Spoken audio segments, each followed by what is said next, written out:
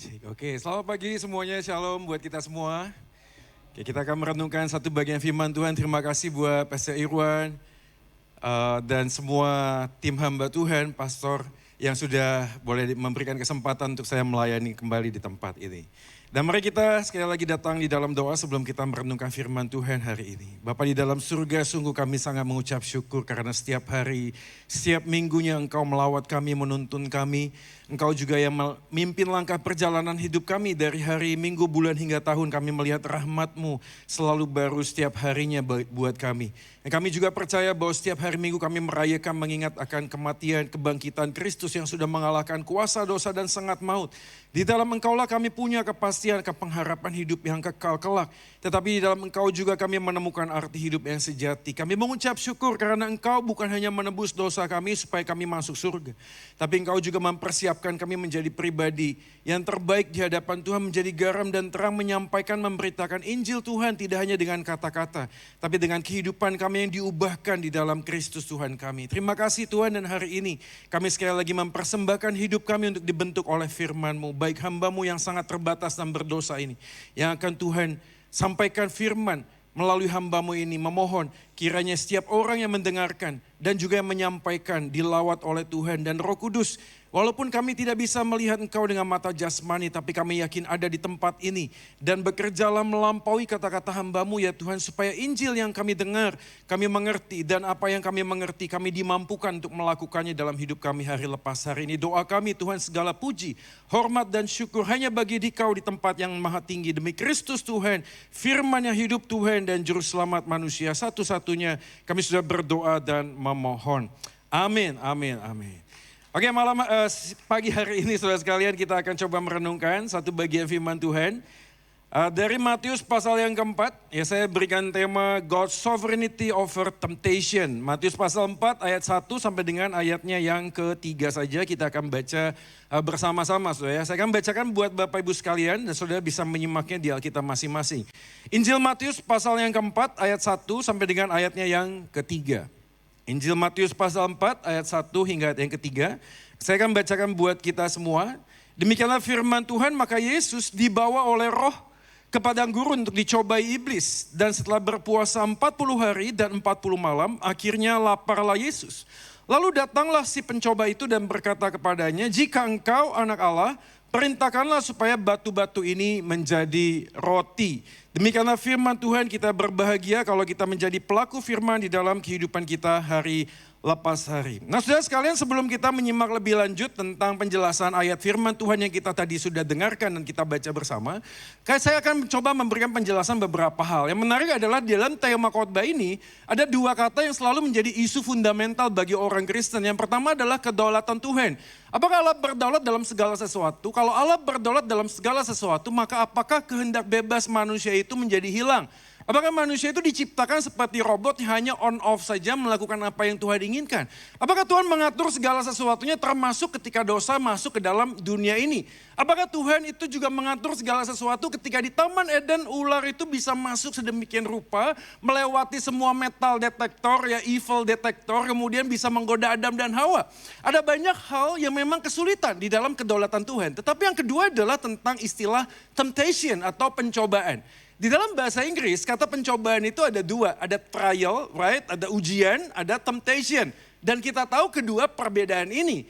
Karena Alkitab menjelaskan, Tuhan itu tidak pernah mencobai kita. Kalau memang ada pencobaan, janganlah berkata itu datang dari Tuhan. Tapi dari keinginan kita sendiri, itu Alkitab mengajarkan demikian. Tapi dalam bagian yang lain, Tuhan Yesus mengajarkan sebuah doa. Doanya masih ingat?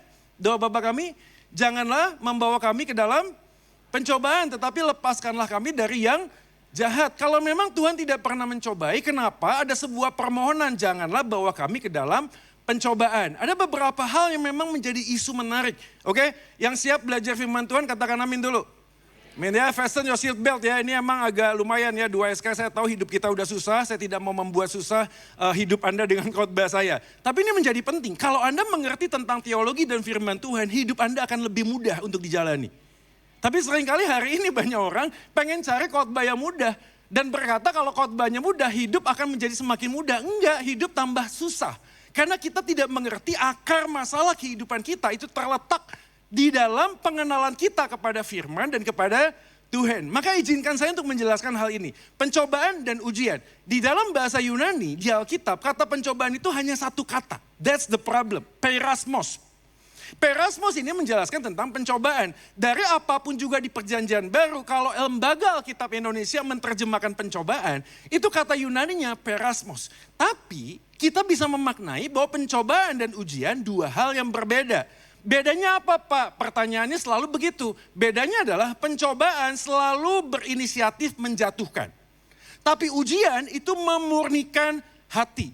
Maka kita tahu pencobaan itu selalu akan menjatuhkan, selalu berkonotasi negatif membuat kita itu jatuh dan jatuh, tapi ujian untuk memurnikan hati. Bukan cuma sekedar motivasinya, tapi tujuannya juga beda. Kalau pencobaan hanya sekedar memberikan kepada kita jawaban keluar, tapi ujian membuat kita sadar bahwa Tuhanlah jawaban atas semua yang kita sedang hadapi. Dari dua hal ini kita ngerti, ada temptation, ada trial, ada pencobaan, ada ujian. Tuhan tidak pernah berinisiatif untuk membuat kita tuh jatuh dalam dosa. Tidak pernah. Jadi ada pencobaan, ada ujian. Tapi dalam bagian kehidupan kita, pencobaan dan ujian itu bisa beririsan. Beririsan. Misalnya saya kasih contoh. Saya pernah dengar seorang teman saya itu bersaksi dengan sebuah cerita. Ceritanya menarik karena ada seorang hamba Tuhan konon, kemudian lagi kesulitan ekonomi. Waktu dia kesulitan ekonomi, dia berdoa kepada Tuhan. Tuhan, nyatakanlah mujizatmu, berikanlah dan cukupkanlah segala yang aku butuhkan. Setelah itu dia pergi ke ATM, masukin kartunya, masukin pinnya, lalu kelihatan saldonya masih 0. Lalu dia kembali pulang, lalu dia berdoa lagi. Tuhan, aku percaya bahwa Engkau adalah Tuhan yang tak pernah berubah. Yang pernah memimpin bangsa Israel, melakukan banyak mujizat kepada bangsa Israel. Tuhan yang sama, aku berdoa kepadamu. Setelah dia doa, ke KTM lagi. Lalu masukin PIN, lihat saldonya tetap 0. Lalu dia pulang lagi, berdoa lagi, terus menerus begitu. Sampai suatu kali pada waktu dia berdoa dan pergi ke ATM, di tengah perjalanan setelah dia masukin PIN, masukin semuanya, masih 0, begitu keluar dia nemu dompet. Dompetnya waktu dibuka isinya ada uang. Pada waktu ada uang ada KTP-nya, identitasnya. Pada waktu itu dia ngelihat, wah Tuhan apakah ini pencobaan atau ujian? Kalau dia nemu dompet dan ada isi uang, dia bisa ngomong begini, Tuhan terima kasih karena mujizatmu sungguh nyata. Ketika ATM-ku kosong tetapi engkau memberikan aku dompet yang ketinggalan sehingga demikianlah engkau memelihara hidupku. Ini bukan memelihara, ini pencopet sebenarnya. Coba lihat ya, pertamanya ujian, tapi ujung-ujungnya jadi pencobaan. Kalau memang ada dompet, ada uangnya, ada KTP-nya, harusnya yang dilakukan apa? Ya cari orangnya dong. Bukan ngomong Tuhan, rencanamu memang indah. Tak seperti rancanganku dan rancanganmu seperti langit dan bumi. Kalau saldo ATM-ku kosong, kau bisa memenuhi kebutuhanku dengan cara aku menemukan dompet. Itu namanya mencobai Tuhan. Saya kasih contoh lagi yang berikutnya. Kalau saya memimpin sebuah PA lansia, atau ya, oma-oma, opa-opa itu menarik. Setelah khotbah biasanya ada tante datang. Pak Joy tolong saya didoakan. Kenapa tante? Ini loh asam urat tinggi, kolesterol tinggi, diabetes tinggi. Oke kita doa ya Tuhan tolonglah walaupun tubuh jasmani kami berkurang. Tapi kiranya tubuh batinia kami semakin diperbaharui. Penuh sukacita dan damai sejahtera. Dan kalau boleh Tuhan sembuhkanlah semua penyakit ini. Amin, amin. Setelah selesai beberapa waktu. Masih di tempat yang sama, saya berpapasan dengan tante ini. Dan pada waktu berpapasan dengan tante ini, dia pegang piring. Anda tahu isi piringnya apa? Udang, sioba, sioke, waduh semuanya ada di sana. Saya bilang, tante minta maaf, tadi kan kita doa kolesterol tinggi. Kok makannya seperti itu? Anda tahu jawabannya? Saya barusan berdoa, saya tengking semua kolesterol di udang-udang ini. Saya tengking semua. Itu namanya mencobai Tuhan. Jadi pergumulan pertamanya adalah sesuatu hal yang memang menguji iman. Tapi dalam perjalanan ujian bisa berubah menjadi temptation. Menjadi sebuah pencobaan. Dan manakala kita bertemu dengan sebuah kehidupan seperti ini sama. Awalnya adalah kehidupan tentang relasi rumah tangga. Tentang konflik. Tapi begitu kita menjalani konflik yang terus menerus. Yang awalnya adalah ujian memurnikan hati. Muncullah pencobaan. Pencobaannya apa? Ada sekretaris cantik tanya, Pak, Bapak kok setiap hari saya lihat mukanya lesu, ada apa? Lalu Anda apa? Curhat, Anda ngobrol, akhirnya apa? Selingkuh, dia berpikir, wah sekretaris gue lebih baik daripada istri. Awalnya ujian, tapi bagaimana kita merespon sebuah ujian, ujungnya menjadi cobaan. Beberapa orang ini bergumul dengan pekerjaan. Saya tahu ekonomi sedang susah. Tapi beberapa orang kemudian masuk ke dalam pencobaan ketika dia memilih untuk ngambil pinjol. Ngambil pinjaman online yang kemudian berbunga dan kemudian itu menjadi bumerang terhadap dirinya sendiri. Awalnya apa? Ujian, sama. Orang yang sakit, pengen sembuh, yes. Kita bergumul juga sakit dengan penyakit, kita pengen sembuh. Tapi waktu kita datang ke dokter A, dokter B, dokter C, tidak sembuh. Kita datang ke pendeta A, pendeta B, pendeta C, tidak sembuh. Datanglah tetangga, kan gitu. Lalu ngomong apa? Udah ke dokter gak bisa, udah ke pendeta gak bisa. Mau coba gak nih ada teman? Siapa? Dukun. Dukun sudah. Lalu Anda berpikir apa? Anda berpikir, wah Tuhan juga bisa pakai dukun kok untuk menyembuhkan saya. Setelah banyak orang bergumul tentang pencobaan tapi tidak mengerti. Nah makanya itu kita akan sangat sulit memahami pencobaan dan ujian. Kenapa? Karena dalam segala sesuatu pencobaan dan ujian apapun itu namanya, Tuhan itu berdaulat. Maka saya memulai dengan sebuah pertanyaan slide pertama. Kalau Allah berdaulat dalam segala hal, apakah termasuk perkara yang kecil? Jika iya, maka apakah kita kehilangan kehendak bebas kita? Kalau memang harus ada dosa, kita jatuh dalam dosa, pilihan-pilihan yang salah. Pertanyaannya, apakah Tuhan sudah mengatur segala sesuatunya? Apakah Tuhan sudah mengatur segala sesuatunya? Makanya menjadi sebuah pertanyaan yang menarik yang secara teologis selalu ditanyakan. Pak, permisi, tanya, Tuhan Yesus datang ke dalam dunia ini untuk menebus dosa, betul?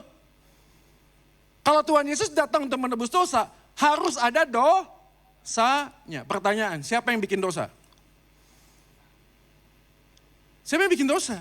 Tuhan Yesus itu ditetapkan untuk datang ke dalam dunia ini untuk menebus dosa manusia sebelum atau setelah manusia diciptakan. Ayo jawab. Nanti yang bisa jawab sama Pastor Irwan diajak makan, ayo. Ayo kira-kira gimana?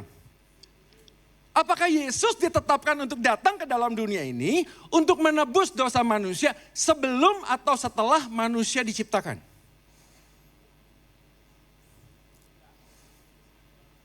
Kalau Anda bicara ngomong sebelum, berarti sejak sebelum manusia jatuh dalam dosa, memang Yesus harus menebus. Jadi skenarionya adalah memang Tuhan merancang harus ada dosa. Tapi kalau setelah, jawabannya tambah susah.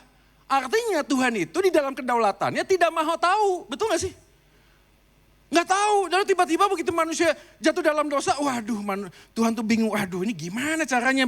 Gini deh kita buat rapat darurat, kumpulkan semua malaikat. Ini manusia kita udah ciptain, dia jatuh dalam dosa, kita kudu ngapain? Kata Tuhan gitu. Satu malaikat angkat tangan. Tuhan, kita binasakan saja, kita bikin manusia baru. Lalu Tuhan ngomong, wah ini usul bagus. Coba saya pikirkan, kayaknya gak cocok. Ada usul yang lain gak dari malaikat? Saya Tuhan. Oh malaikat pada ngasih usul. Kan aneh ya, apakah Tuhan demikian? Enggak juga saudara, enggak. Jadi sebelum dan setelah menjadi sulit untuk kita pahami. Kenapa? Karena kita berpikir tentang cara pikir manusia dengan cara pikir Tuhan itu sama. Manusia itu berpikir kronologikal, mundur dari satu tempat ke satu tempat yang lain. Tapi bagi Tuhan segala sesuatu sudah selesai. Jadi dalam kedaulatannya Tuhan mengatur segala sesuatu pada saat yang sama tidak menghilangkan kehendak bebas kita. Kita akan coba melihat ini lebih dalam lagi. Tapi intinya saya akan memulai dengan sebuah latar belakang Matius pasal 4. Matius pasal 4 adalah sebuah kisah yang fenomenal. Karena waktu kita membaca ayat itu kalimatnya adalah, maka Yesus dibawa oleh Roh. Nah sebelum kita masuk ayat 1, kita akan coba melihat latar belakangnya. Injil Matius ditulis oleh Matius, of course. Matius punya intensi, Roh Kudus bekerja di dalam Matius untuk menuliskan sebuah pesan, sebuah surat buat pembaca orang Yahudi. Maka tidak aneh kalau Anda membaca dengan teliti, berkali-kali Matius ngomong gini, supaya genaplah, ada tertulis dalam perjanjian lama, dalam kitab Taurat selalu begitu. Kenapa? Karena intensinya adalah buat penerima surat orang Yahudi. Dalam konteks bagian ini juga, maka kisah pencobaan selalu terkait dengan beberapa hal yang penting, yaitu menjadi referensi Israel. Nah ini menjadi menarik saudara. Karena pada waktu Anda membaca Matius pasal 3, Matius pasal 4 yang tadi kita baca, maka Yesus dibawa oleh Roh, itu adalah kisah setelah Yesus mengalami pembaptisan. Pastor Carson minggu lalu sudah khotbah ini. Di dalam bagian itu Matius mencatat beberapa kata yang diulang. Apa kata yang diulang Pak? Kata yang diulang adalah kata anak Allah. Dan waktu kita ngomong tentang Israel sebagai referensi kedatangan Yesus, itu terkait Matius 2:15, Matius 10:56, nanti kalau Anda baca, itu kalimatnya terkait apa? Tentang kata anak Allah. Anak Allah itu terkait dengan siapa? Israel. Matius pasal 2:15, dari Mesir ku panggil anakku. Siapa? Israel. Jadi seakan-akan pembacanya surat Matius ini langsung ngerti, kok ada kata yang diulang terus ya sama Matius ya? Kata apa sih yang diulang? Kata anak Allah. Yang terus-menerus diulang. Maka ini berita pertama, pesan pertama buat kita. Kedaulatan Allah dalam narasi kemenangan anak-anak Allah. Yang pertama menjadi isu adalah, apakah iblis tahu bahwa Kristus adalah anak Allah? Tahu. Matius pasal yang ketiga, ayat yang terakhir, pada waktu pembaptisan ada sebuah kalimat menarik. Kalimatnya begini. Lalu terdengarlah suara dari sorga yang mengatakan, inilah anakku yang kukasihi. Merujuk kepada siapa? Kepada Yesus, right? Yesus waktu dibaptis, terdengarlah suara dari sorga. Inilah anakku yang kukasihi. Pada waktu membaca Matius pasal 4, pencobaan Yesus di padang gurun, ada sebuah kalimat. Kalimatnya juga sama. Ayat yang ketiga, lalu datanglah si pencoba itu dan berkata kepadanya, jika engkau anak Allah. Jadi ada kata anak yang dipakai berkali-kali oleh Matius yang ingin menunjukkan bahwa formula penulisan kitab Matius terkait dengan Israel sebagai referensi merujuk kepada Kristus. Nah kalau kita melihat slide berikutnya ada kata anak di sana. Frase anak Allah ayat 3 dan 6 dibandingkan dengan Keluaran 4 ayat 22 kalimatnya begini. Maka engkau harus berkata kepada Firaun, beginilah firman Tuhan, Israel ialah anakku yang sulung. Jadi frase maka yang sebelumnya kata Yunaninya, maka itu terkait dengan kisah pembaptisan Yesus. Lalu di tempat yang sama kata yang dipakai ada at that time, roh membawa Yesus ke padang gurun. Dan pada waktu roh membawa Yesus ke padang gurun, di sanalah sang pencoba mengatakan, jika engkau anak Allah. Jadi gambarannya adalah Matius ingin mencapai untuk sebuah konklusi, kesimpulan. Kesimpulannya adalah kamu orang Israel, kamu orang Yahudi, ingat nggak kamu itu adalah anak bagi Tuhan. Tapi engkau bukan anak asli, engkau anak yang diadopsi, engkau dipilih. Tapi pada saat yang sama ada anak Allah yaitu Yesus. Maka gambaran tentang Israel, kejadian Israel dengan Yesus ada kemiripan. Apa itu kemiripannya? Ini dia kemiripannya. Israel dibebaskan dari Mesir, Kristus keluar dari Mesir. Kok keluar dari Mesir? Pada waktu Yesus masih bayi. Matius pasal 2, 19-20 ada kesamaan. Israel keluar dari Mesir, Kristus pun keluar dari Mesir. Israel dibaptis, quote and quote, dari Laut Tebrau, keluar dari Laut Tebrau. Pada saat yang sama Yesus dibaptis keluar dari air. Lalu kemudian ada Israel dicobai 40 tahun. Pada saat yang sama Yesus dicobai 40 hari. Formula penulisan ini menunjukkan bahwa kisah yang dipakai oleh Matius ingin menunjukkan Israel adalah anak yang gagal. Tapi pada saat yang sama ada anak Allah yang sesungguhnya yaitu Yesus yang berhasil untuk melampaui segala pencobaan. Gambaran Israel yang gagal, Yesus yang berhasil ingin diangkat oleh Matius untuk menunjukkan sebuah pesan bahwa John Calvin membuat kesimpulan seperti ini saudara sekalian. The only son of God became the son of man so that the sons of man might become the son of God.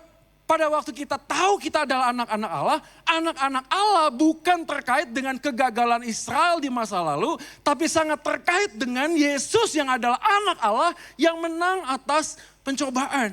Jadi Anda jangan pernah berpikir bahwa saya bisa jadi anak Allah karena saya bisa melakukan seperti yang Israel lakukan, nggak bisa. Nggak bisa saudara. Saya waktu di Pineng ketemu dengan supir Grab, lagi-lagi itu juga menjadi pergumulan. Pergumulan saudara. Karena memberitakan Injil pada waktu situasi yang tidak menyenangkan itu sulit. Karena saya selalu berpikir tentang apa yang terjadi pada istri saya. Tapi entah kenapa Tuhan itu menolong saya untuk memahami bahwa apapun dimanapun saya berada, situasi apapun saya harus tetap memberitakan Injil. Saya beritakan Injil kepada seorang uncle di supir Grab. Saya tanya, uncle, do you have any religion? I saw the many church in this Pineng. Saya lihat banyak sekali gereja. Apakah ada banyak orang Kristen di sini? Oh dia bilang, oh banyak, tapi kebanyakan orang muslim, teman-teman kita, saudara kita yang muslim. Oke, lalu uncle agamanya apa? Lalu dia sebut sebuah agama keyakinan tertentu. Setelah itu kita diskusi. Diskusi panjang lebar sampai kepada sebuah konklusi. Konklusinya adalah apakah yang saya yakini sebagai sebuah agama punya korelasi langsung terhadap kehidupan saya. Menariknya, banyak orang Kristen sama seperti uncle ini. Anda tahu, meyakini sebuah agama tapi keyakinannya itu tidak pernah punya hubungan langsung dengan kehidupannya. Gak pernah. Saya tanya uncle, have you praised to God? Gak pernah. Apakah yang Anda yakini dan apa Anda sembah itu terkait dengan kehidupan Anda? Gak ada. Jadi artinya apa? Punya agama tidak akan mengubah apapun. Maka saya masukkan ke sebuah hipotesa. Saya bilang begini, agama itu tidak akan membuat manusia berubah, uncle. Yang bisa membuat manusia berubah adalah kasih. Lalu dia ngomong, I'm agree. Pertanyaannya adalah, di manakah kita bisa mendapatkan kasih yang sejati sehingga kasih itu bisa mengubahkan hidup saya? Dia bilang, I don't know. Lalu saya cerita tentang Yesus. Yang mengasihi kita sedemikian rupa sehingga kasih yang sejati itu mengubahkan hidup saya yang tadinya gelap. Kemudian hidup menjadi sesuatu yang baru. Dan uncle ini manggut-manggut dan dia mengatakan that's good Wayne. Dan hari ini kita berhadapan dengan sebuah fakta yang sama. Bapak Ibu sekalian, Anda beragama Kristen atau Anda percaya kepada Kristus. Karena itu dua hal yang berbeda. Matius ingin menekankan dua hal. Israel ini percaya kepada Yahweh hanya sekedar sesuatu yang bisa membuat mereka itu aman dan nyaman dan mereka fail. Mereka gagal dengan semua perbuatannya, mereka tidak bisa mencapai kesempurnaan Tuhan. Tetapi Yesus yang adalah anak Allah itu menang atas pencobaan karena kekuatannya ada di dalam dirinya sendiri bukan terhadap kepercayaan yang dia yakini. Pertanyaan siang hari ini adalah apakah di dalam hatimu Anda punya Kristen atau Anda punya Yesus? Kalau Anda punya Yesus, maka Anda bisa jawab dan kita baca sama-sama bagian ini. Next slide, kita baca sama-sama 3, 2 ya. Kemenangan Kristus sang anak Allah menjadi apa? Jaminan mutlak akan apa? Kemenangan anak-anak Allah atas pencobaan dalam dunia ini, saudara sekalian. Kita kasih tepuk tangan buat Yesus ya. Anda mau lawan apa dunia? Melawan apa dengan semua arus pinjol yang selalu ada di dalam handphone kita? Melawan apa dengan godaan perselingkuhan, men? Secantik apapun istri Anda, suami Anda selalu berpikir, waduh kok itu rumput tetangga lebih hijau daripada rumput saya.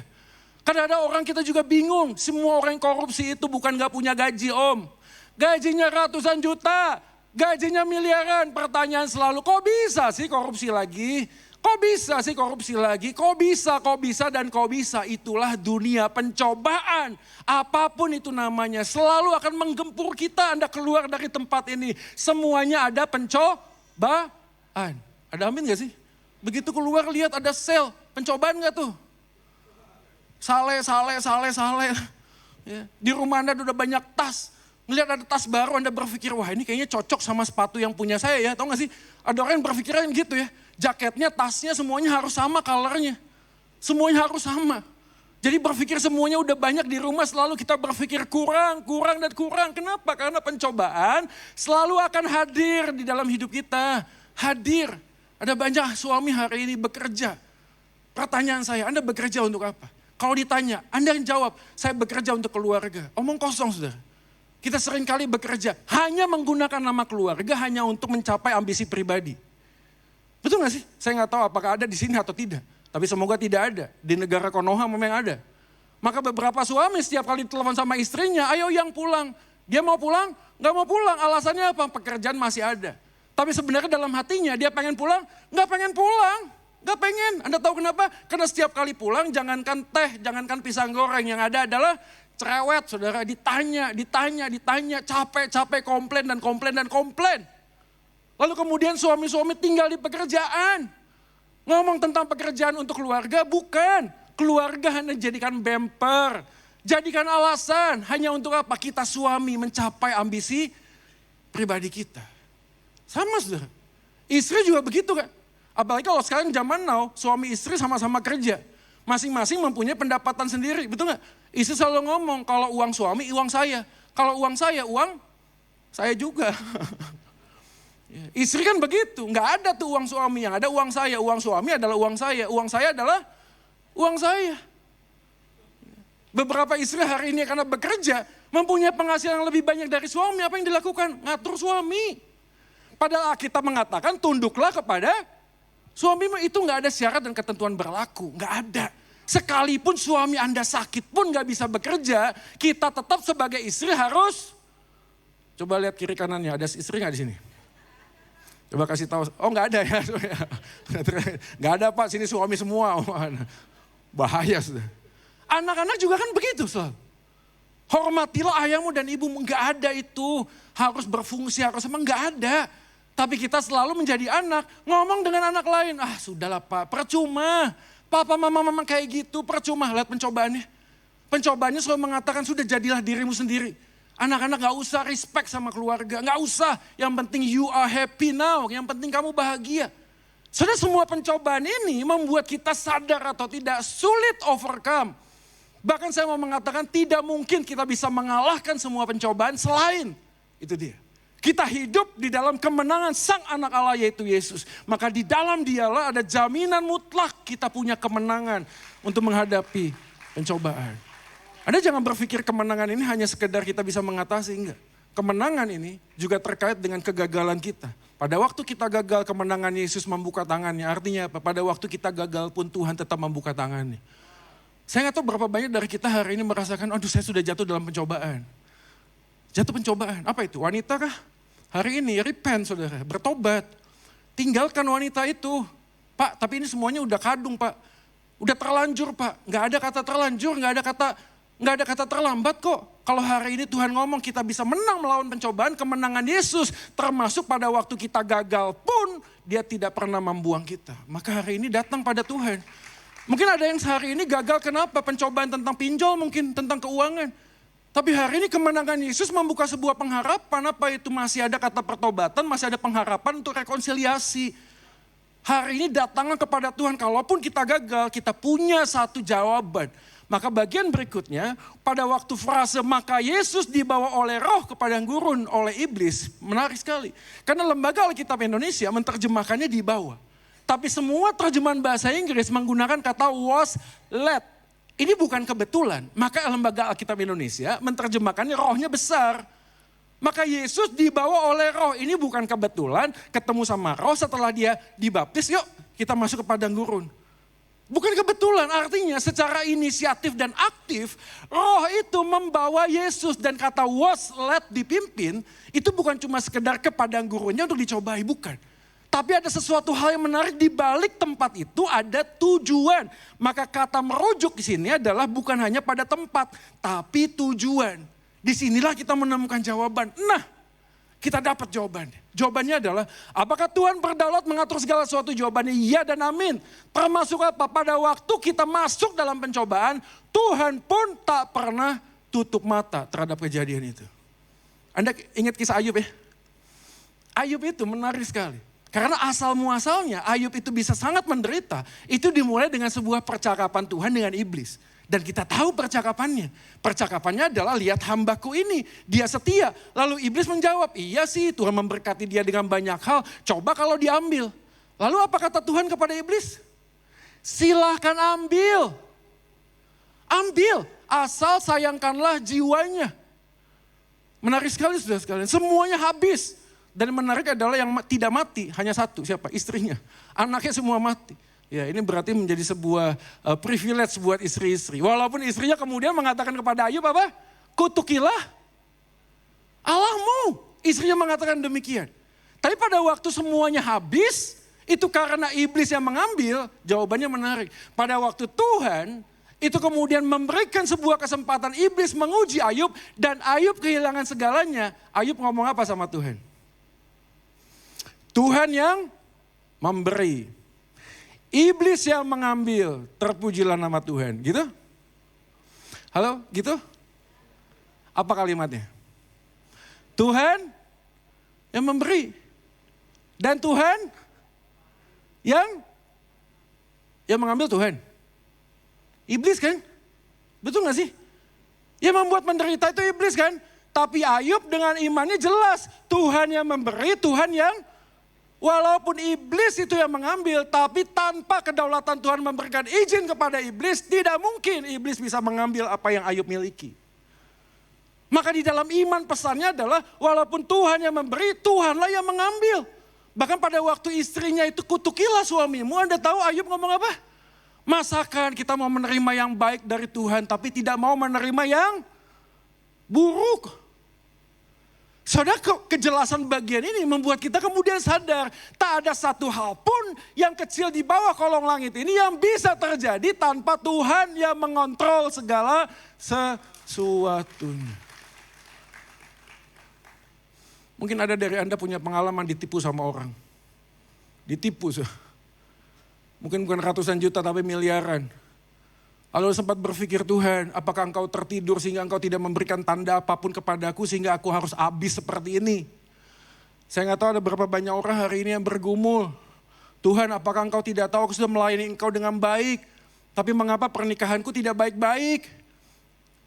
Tuhan, aku tidak pernah melakukan sesuatu hal yang melanggar engkau. Aku berusaha menjaga hidup kudusku, Tuhan. Tapi mengapa ketika anak-anak itu lahir semuanya disabilitas? Kenapa Tuhan? Kenapa saya sudah menjaga anak saya sedemikian?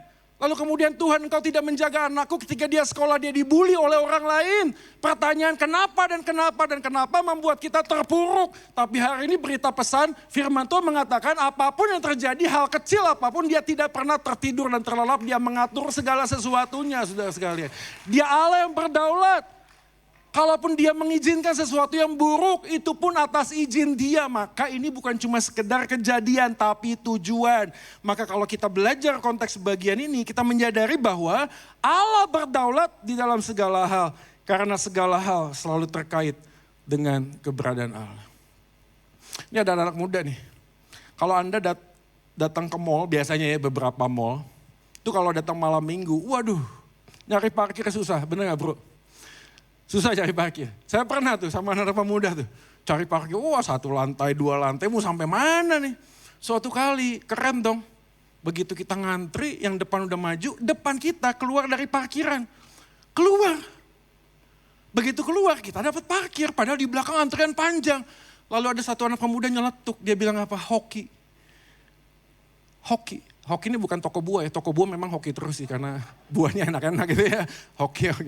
Tapi dia ngomong hoki, terus saya tanya, bro maksud lu apa hoki? Ya hoki nih, good luck, it's a luck, ini cuma keberuntungan.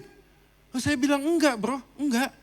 Bahkan tempat parkir yang Tuhan sediakan pun itu dari Tuhan. Itu bukan tiba-tiba dia keluar, Tuhan tuh gak tahu apa-apa, enggak. Hal kecil pun Tuhan ada di sana, Tuhan mengatur segala sesuatu, kalau enggak pun Tuhan mengizinkan. Maka dalam konteks kedaulatan Tuhan kita selalu ada dalam sebuah ketegangan, ini dia. Fasten your seatbelt ya. Ada 2 kelompok. Yang pertama adalah libertarianisme yang berkata semuanya terjadi karena overflow saja. Tidak ada Tuhan di sana. Atau yang kedua determinisme. Apa itu? Allah menetapkan segala sesuatu sehingga tidak ada kehendak bebas. Posisi yang pertama adalah kehendak bebas, tidak ada Tuhan. Yang kedua adalah Tuhan mengatur, tidak ada kehendak bebas. Selalu ada ketegangan. Percakapannya gak pernah bisa selesai. Tapi hari ini izinkan saya menawarkan satu konklusi yang baru. Apa itu? Kompatibilisme. Next slide. Ini dia. Bahwa libertarianisme, kehendak bebas manusia itu tidak hilang. Kedaulatan Allah pun tetap ada. Karena di dalamnya ada keseimbangan kompatibilisme. Apa itu kompatibilisme Pak? Bahwa Allah itu berdaulat. Tapi memberikan kehendak bebas buat manusia untuk memilih segala sesuatunya. Maka muncullah 3 hal. Yang pertama adalah deskriptif. Yang kedua adalah preskriptif. Yang ketiga adalah permisif. Dengan cepat saja. Apa itu decree? Yang pertama adalah kehendak Tuhan yang tidak akan mungkin gagal. Apa itu kehendak Tuhan tidak mungkin gagal? Keselamatan aku dan engkau. Dia menetapkan segala sesuatu, barang siapa percaya pada Yesus, dia tidak akan binasa sampai selama-lamanya. Itu tidak akan pernah gagal. Tapi yang kedua ada preskriptif. Apa itu? Tuhan mengatakan, ayo hendaklah kamu kudus sebab aku kudus. Kita gagal. Kok bisa kita gagal? Karena yang ketiga, permissive will of God. Apa itu permissive will of God? Permissive will of God adalah bagian Tuhan mengizinkan. Ini poinnya. Bahwa Tuhan mengizinkan segala sesuatu itu terjadi. Karena Allah berdaulat menjaga keselamatan aku dan engkau sampai pada akhirnya. Tapi pada saat yang sama dia bertujuan membentuk kita menjadi serupa dengan dia. Saudara, Tuhan itu memberikan kehendak bebas untuk kita memilih.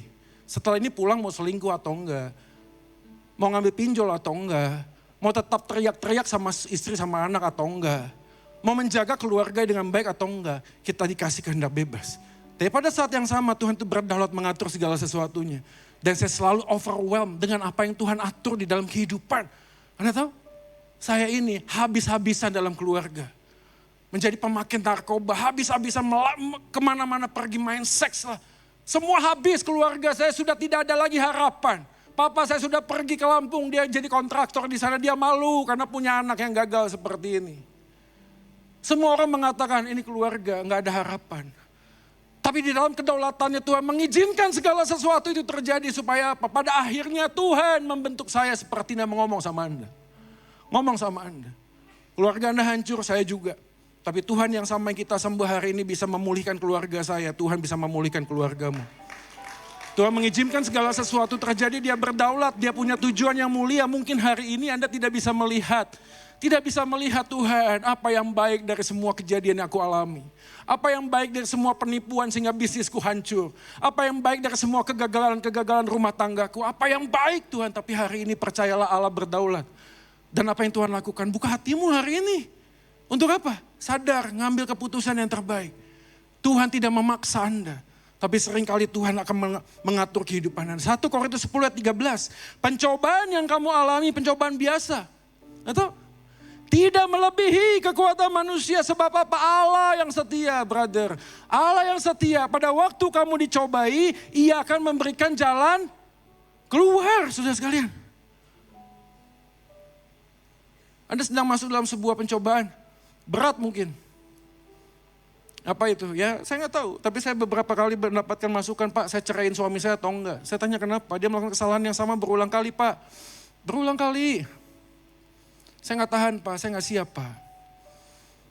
Soalnya sama sudah. Pada waktu istri saya divonis dengan tumor, wah roller coaster saudara hidup saya. Jangan pikir jadi hamba Tuhan itu semuanya, oh amin, Tuhan setia, Tuhan pasti akan buka jalan. Enggak saudara, roller coaster. Saya seperti menahan napas sampai di sini saudara, dari awal pergi ke Pineng sampai kemudian surgery dan pulang. 3 kali masa krusial. Pada waktu masuk di dalam operasi. Setelah operasi, hasil patologi, biopsinya apa? Ini berat, saudara. Tahun lalu anak saya begitu, saudara. Dan saya bertanya Tuhan, mau sampai kapan begini? Sehingga saya mengambil sebuah refleksi. Refleksi. Anda tahu refleksinya apa? Pain and sickness will always come. For some people will go. But for some people will live forever with that pain. Saya ngelihat ada banyak orang hari ini sampai akhirnya dia harus hidup dengan cancer. Bertahun-tahun, harus mendampingi omanya yang koma bertahun-tahun. For some people mungkin, by the grace of God of course, bisa sembuh. Pertanyaan, ada jaminan tidak sakit lagi? Ada jaminan tidak sakit lagi? Tidak saudara. Tapi itulah perenungan saya selama masa-masa mendampingi istri. Saya melihat Markus pasal 4. Para murid ada di dalam sebuah kapal bersama dengan Yesus. Begitu Yesus ada dalam kapal, semuanya will be fine. No, waktu Yesus di dalam kapal badai datang om. Badai datang dan guru dan anak murid-muridnya berteriak kepada Yesus, bukan? Guru, kenapa engkau tidur? Apakah engkau ingin aku untuk binasa? Somehow di dalam hidup kita dalam perahu yang sama dengan Yesus. Lalu kita berpikir kalau saya dalam Yesus semua akan aman-aman aja. Enggak saudara, enggak. Tapi saya dapatkan sebuah refleksi, Anda tahu. Apapun badai yang akan datang selama Yesus ada dalam hatiku, aku akan baik-baik saja. Pagi ini pastikan dalam hatimu ada Yesus. Ada Yesus. Kalau Anda tidak ada Yesus dalam hati kita, akan sulit. C.S. Lewis mengatakan sebuah kalimat menarik. God whispers to us in our pleasures. Speaks in our conscience. But shout in our pain. Tuhan itu berbisik di dalam sebuah kenyamanan kehidupan kita. Somehow kita gak bisa dengar Tuhan. Anda tahu kenapa? Everything okay Pak. Oke Pak, everything okay. Somehow kita gak bisa dengar Tuhan ngomong. Tapi pada waktu ada pain, ada suffering, ada masalah, ada pergumulan, ada pencobaan. Tuhan pakai mulutnya jadi megafon. Untuk apa? Berteriak, shout. Teriak saudara. Untuk apa? Datang pada Tuhan. Anda punya masalah hari ini. Tuhan berdaulat. Dan sekarang sedang berteriak kepada mata hati telinga rohanimu. Untuk apa? Bertobat, repent. Dan katakan, Tuhan, hanya Engkaulah satu-satunya tempat kebersandaranku, tiada yang lain. Tuhan, Kau berdaulat dalam segala sesuatu dalam hidupku. Yang kecil sekalipun, kegagalanku sekalipun, semua kesalahanku sekalipun. Tapi aku akan tetap menang karena Yesus sudah menang melawan pencobaan di atas padang gurun. Kemenangan-Mu menjadi kemenanganku hari ini. Tidak ada kata mustahil, saudara. Kalau Yesus sudah menang. Hari ini kita jalani sebuah kehidupan yang jelas. Maka 1 Petrus mengatakan sebuah kalimat, bergembiralah akan hal itu. Maksud semuanya itu adalah membuktikan kemurnian imanmu. Hari ini datang pada Tuhan yuk. Saya tanya, Anda mau sampai kapan hidup dalam dosa? Mau sampai kapan hidup terjebak dalam pencobaan demi pencobaan? Tuhan berdaulat mengatur segala sesuatu, ya. Tapi Tuhan memberikan kepada kita sebuah pilihan. Pagi ini saya mengajak kita untuk mengambil pilihan. Suami-suami berhenti melakukan sesuatu yang keliru. Di masa lalumu engkau pernah gagal, gak apa-apa. Tuhan itu berdaulat, Dia mengatur segala sesuatu. Untuk sebuah tujuan, tujuannya apa? Membentuk hidupku dan hidupmu hari ini. Buat keluarga yang hari ini sedang di dalam kesulitan dan pergumulan karena konflik yang terus berjalan, jangan ngambil putusan untuk bercerai. Tuhan hadir di sana kok. Somehow Tuhan itu ingin membentuk kita lebih dahulu kok, bukan membentuk istri atau suami kita. Membentuk kita lebih dahulu untuk apa? Lebih sabar, lebih belajar berdoa, lebih banyak berserah. Anda hari ini yang kesulitan dalam bisnis, melakukan sebuah kesalahan, ngambil pinjaman, saya kasih tahu tanggung jawab om. Tanggung jawab, Anda jangan terus sodorkan istrimu, anakmu, katakan kalau debt collector datang, katakan papa gak ada, gak begitu tuh gak gentle. Katakan tapi saya gak punya uang, tanggung jawab. Percayalah bahwa Tuhan berdaulat ketika engkau melakukan kesalahan. Dan hari ini begitu Anda bertanggung jawab, berkat Tuhan tidak akan pergi meninggalkan Anda. Tanggung jawab, saudara. Mereka yang menghormati Tuhan di dalam kehidupannya, pasti Tuhan akan mencukupkan lebih daripada apa yang Anda doakan. Tapi hari ini apa pilihan kita? Pilihan kita adalah hidup di dalam kemenangan Yesus. Karena Yesus sudah menang. Dan hari ini katakan kepada hidupku, walaupun aku terpuruk hari ini, somehow one day aku akan lebih daripada pemenang. Bukan karena aku bisa, tapi karena Yesus yang bisa. Karena Dia sudah mengalahkan pencobaan. Hari ini pun aku akan overcome all my failure. All my failure. Dan Yesus mengatakan, come. Come. Let's go, come. Aku membuka tanganku untuk semua kesalahanmu. Dan lihatlah apa yang aku bisa kerjakan ketika Anda datang kepada Tuhan. Mari kita berdoa. Pagi ini Engkau sudah memberitakan firman-Mu atas kami. Pencobaan yang kami alami berat. Berat Tuhan. Beberapa orang mengangkat bendera putih. Tuhan, I give up. Saya menyerah. Tapi sadarkah Anda bahwa Tuhan tidak pernah menyerah dalam hidupmu? Dia tetap ada di sana. Dia melihat, bukan hanya melihat, Dia mengulurkan tangannya. Sejak dari awal Anda jatuh dalam pencobaan, Dia tetap Tuhan yang mengulurkan tangannya. Dia kasih tangannya. Hari ini pegang tangan Dia. Dan kalau Anda hari ini sedang bergumul dengan segala pencobaan, dan Anda melihat tangan Yesus yang berlubang paku sedang terulur kepadamu. Dan Anda hari ini mengatakan, Tuhan, aku tak bisa melakukan semuanya ini. Aku putus asa. Tapi aku melihat tangan-Mu yang berlubang paku yang sudah menang terulur atasku. Dan aku ingin pegang tangan-Mu ya Tuhan. Dan berkata, Tuhan, peluk aku. Rangkul aku Tuhan. Bahwa aku melangkah Tuhan. Dari satu langkah yang kecil bersama dengan Tuhan yang besar. Aku akan melihat Allah yang berdaulat itu menyatakan kasih-Mu di dalam hidupku. Pulihkan keluargaku Tuhan. Pulihkan bisnisku. Pulihkan anak-anakku Tuhan. Engkau tidak terlelap, Engkau tidak tertidur, Engkau ada di sana. Engkau melihat semua kekisruhan, kekalutan rumah tanggaku dan bisnisku. Hari ini aku ingin pegang tangan-Mu Tuhan. Aku ingin jalan. Jika ada di antara kita yang mengatakan, Tuhan di sini aku ingin pegang tangan-Mu. Tak mungkin aku lepaskan lagi. Silakan taruh tangan Anda di dada Anda, saya akan berdoa. Puji Tuhan. Jika ada yang berkata, aku ingin pegang tangan-Mu ya Tuhan. Walaupun sulit, tapi aku akan lebih daripada pemenang karena Yesus sudah menang. Silakan taruh tangan-Mu di dadamu. Buat teman-teman yang melihat ini melalui online, Dan Anda bergumul dengan hal yang sama. Dan berkata, Tuhan, aku ingin pegang tangan-Mu. Berjalan bersamamu Tuhan. Silakan lakukan hal yang sama. Taruhlah tanganmu di dada. Bapa di dalam surga, di rumahmu ini. Kami anak-anak-Mu yang lemah. Tak berdaya datang kepada Dikau. Pencobaan yang kami alami begitu berat.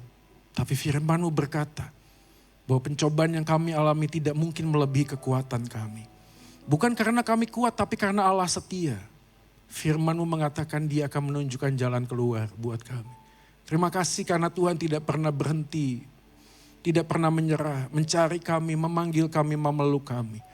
Walaupun seringkali kami mengabaikan Tuhan sehingga pilihan-pilihan yang kami lakukan kami jatuh dalam pencobaan. Tapi hari ini kasih-Mu dinyatakan, anugerah-Mu diberikan buat setiap kami yang mau datang. Dan hamba berdoa buat setiap orang yang menaruh tangannya di dada secara khusus. Tuhan tolonglah. Engkau yang pimpin mereka. Berikan mereka kekuatan untuk mengambil keputusan hidup bagi Yesus. Bukan hanya jadi orang Kristen. Hidup bagi Yesus. Dan ketika kami hidup bagi Yesus, Yesus memberikan kehidupan yang penuh damai sejahtera. Untuk melalui semua hal gelombang badai kehidupan yang kami jalani. Kami tahu kisah ketika badai datang di kapal tersebut, engkau bangun dan engkau menghardik badai itu dengan satu kalimat. Badai itu menjadi tenang. Tuhan Yesus yang sama akan menenteramkan badai kehidupan kami. Manakala kami ada bersama dengan Yesus. Terima kasih Tuhan, ini doa kami. Buat semua saudara-saudara yang bergumul ini Tuhan tolong kuatkan kami untuk melangkah. Terima kasih Tuhan. Silakan turunkan tangan. Di akhir doa ini hamba berdoa kiranya nama Yesus ditinggikan di atas segala sesuatunya. Dan kami boleh hidup bersama di dalam Kristus. Hidup serupa dengan Kristus setiap hari, setiap waktu. Demi nama Yesus Tuhan kami berdoa. Amin. Amin.